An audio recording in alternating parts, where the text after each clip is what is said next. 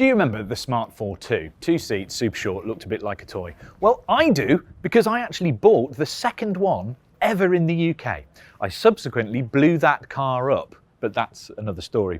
The reason we're here today is to look at an entirely new kind of smart car. It's an ultra-modern, pure electric crossover that should see Smart into this new world of electrified motoring. It's called the Smart #1 marketing. Though at this point, I'm still not sure whether I should actually pronounce the hashtag. Come with me. Don't forget, tomorrow is yours.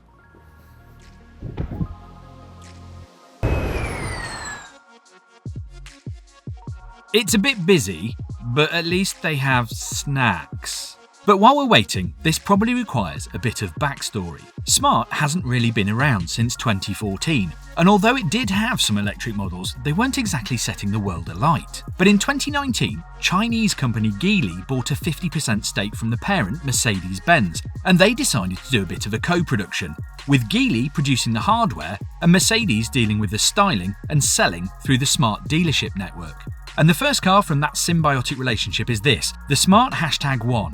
Yeah, I'm still not actually sure whether I'm supposed to pronounce the hashtag. So what have we got? Well, it's another small SUV / crossover thing. Yes, another one. And it should be priced to go up against things like VW's ID.3, the Kia Niro EV, or something like a Renault Megane E-Tech Electric. So I'm guessing between £35,000 and £40,000 and up from there, probably. Now it's actually based on Geely's Chinese car, the Zeekr 001, which is incidentally going to be the basis for a new car from Volvo. And that's because Geely actually owns Volvo and Lotus. It's a big company, Geely, but that's not necessarily a problem because as long as the hardware is good, it won't be an issue. There is a 66 kilowatt hour battery mounted low, which should give the most efficient versions up to 270 miles of range, and it is rear wheel drive. The good news continues on the charging front because it should get up to 22 kilowatts of AC charging, so stick it on a decent post and it'll take about 3 hours from 10 to 80%. And also 150 kilowatts of DC charging. That means if you stick it on a big enough charger, you'll get from 10 to 80% in under half an hour. This is all very promising. But better than that, I think it looks modern and quite fresh. It's a bit squat, but I like the slightly awkward flow of the car, helped by full-width light bars front and back and the two-tone paint scheme, although the roof does look slightly like it's got a hat on backwards that's melted.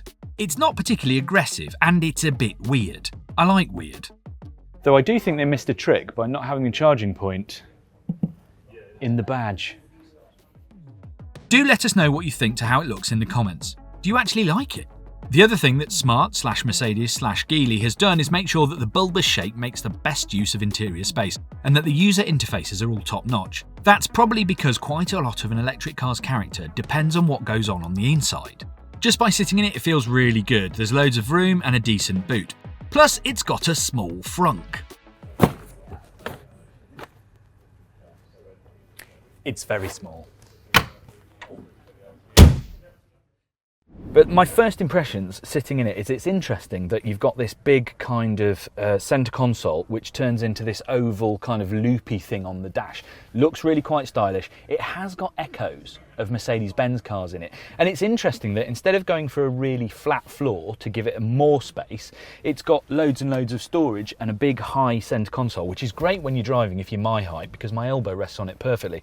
But in here we've got all the usual things like wireless charging, couple of USB-Cs, there's cup holders, a little slot for your phone, and another sort of cool thing in here. It's got a fan in it, which is great, and a little place here for charging cards, which is that's quite handy actually. Then in the middle, it's just gap, so you can put your handbag or anything else in here.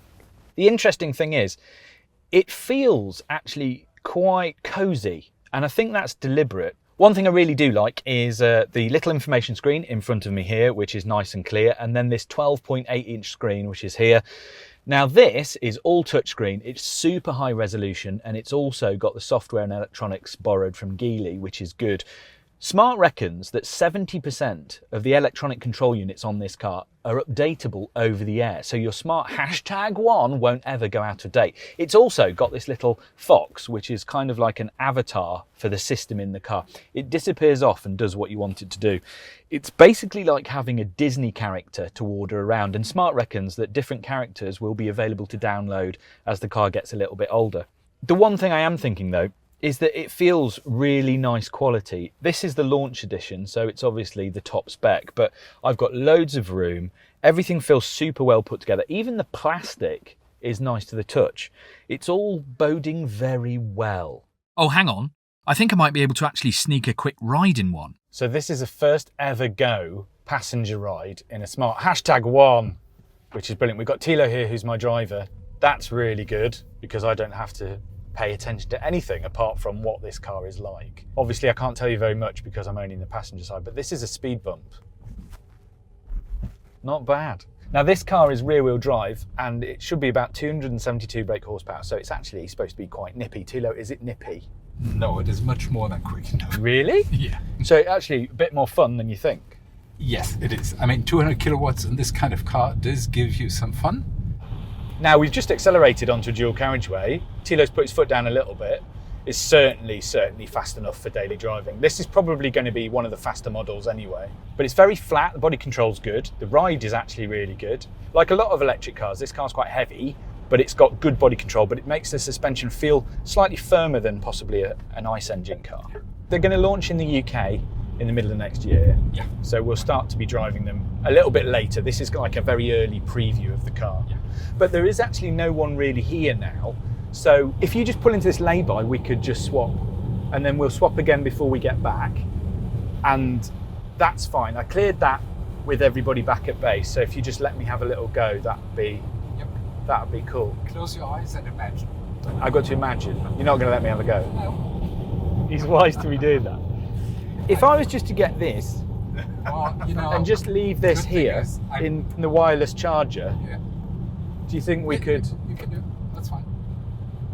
You're going to stop though, right? Although this is pounds, what am I supposed to do with it? Have you just taken my money and then you're not going to let me have a go? Yeah, I never offered you. Even over those big bumps, I don't know whether you noticed then, the car's actually taken those big bumps really quite nicely. I actually quite like the way you sit in this car. I'm quite tall, but it feels like there's a lot of vision sort of down over the front of the car. It makes a slightly thrummy kind of electronic noise, doesn't it? It sounds vaguely like there's... At low speed, Yeah. What you hear is the ABUS, Yes. Basic Vehicle Alert System, which is mandatory. It goes off around 30 kph, I think. This actually has really good body control. I'm really impressed. This is the most dynamic Smart I've ever been in, even from the passenger side. Yeah, for sure. Now, I know that electric cars are very good at producing instant torque, and I understand that the way the batteries sit means they generally have good weight distribution. This rides very nicely actually already. Even this is quite a smooth road. You've got loads of room. It's really high headroom, especially in the centre of the car. What kind of efficiency do you hope to get out of the car? 66 kilowatt hour battery, 270 miles, so you're talking probably about 3.2. So the interesting thing on this car is that 70% of the ECUs, the electronic control units, are updatable over the air. So if you find a little tweak for that battery efficiency, you can download it to the car while it's on your driveway, can't you? Yes. See, that's clever. See, people seem to think that these cars will potentially, they'll go out of date completely, almost like they wouldn't work anymore. And I keep having to explain that they'll still work, they just won't be the best version of it. I have a car which is 55 years old. Does it have airbags? Does it have a complex engine management? What is it? It's a Mercedes Pagoda. By no means state of the art. Is it a wonderful car? Yes, it is. Yeah. And I will never sell it. And it's really cool as well. Yeah. So things are changing, are moving forward. It doesn't mean that the old stuff is useless. It is just different. And you will get features in new cars that you will never be able to upgrade in super old cars. There's a reason for both and a market for both. Well, Tilo, we have finished our little passenger ride in the new Smart #1. You've been fantastic. Thank you. Thank you very much for your time. So the Smart #1. After that, I have to say, I am actually really quite excited. It looks interesting, it's got decent range, lovely tech, and it should be relatively reasonably priced. Now, we'll have to wait to a final verdict until we've actually driven it, but until that point, please do click on that little bell icon so that you know when that video has dropped. Although, you are about 10 months too early. As ever, if you want to know what's coming or what's already here in the world of electrified cars, then please do log on to electrifying.com and we'll give you the lowdown. If it's got a plug, we cover it.